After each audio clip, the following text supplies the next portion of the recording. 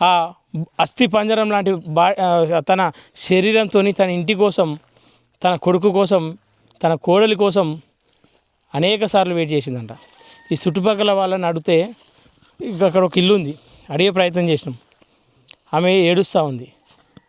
వాళ్ళ అమ్మ ఎటు పోయిందమ్మా అని చెప్పేసి అంటే ఆమె పొలం పనికి వెళ్ళిందని చెప్పి చెప్తా ఉంది. అరే అంత పెద్ద వీరుని, అంత పెద్ద మనిషి తల్లి కదా, ఆమె పొలం పనులకు వెళ్తుందా అని చెప్పేసి అంటే, ఇప్పుడు ఇంతమంది వచ్చారు కదా, మీరు రూపాయి ఇస్తే ఆమె తీసుకోదు, రూపాయి ఇస్తే ఆమె ముట్టుకోదు. ఆమె కష్టం, ఆమె తిండి కావాలని చెప్పేసి ఆమె ఆశిస్తూ ఉంటుంది. ఒకవేళ నిజంగానే కొడుకు తెచ్చి ఇచ్చినా కానీ తీసుకునేటువంటి పరిస్థితిలో ఆ తల్లి లేదని చెప్పి చెప్తూ ఉన్నారు.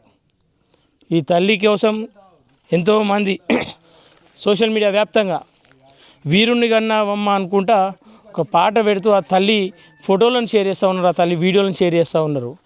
ఏదేమైనప్పటికీ హిడ్మా చరిత్ర ముగిసింది. ఆ తల్లి ఎదురు చూపులకు ఒక ఎండింగ్ అయితే పడ్డది. ఆ తల్లి ఎదురు చూడాల్సింది తన చావు ఎప్పుడు వస్తుందా, చచ్చేంత వరకు నేను నా చేతుల మీద, నా కష్టం మీద బ్రతకాలన్న ఆలోచనతో వేచి చూడాల్సిందే.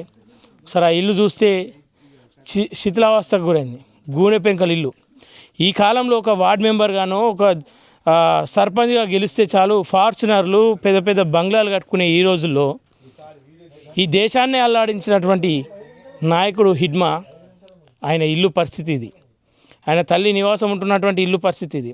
చుట్టుపక్కల చెట్లు, దట్టమైన అడవి మధ్యలో ఒక చిన్న పూరి గుడిసె. ఆ గుడిసెలో ఒంటరిగా తల్లి.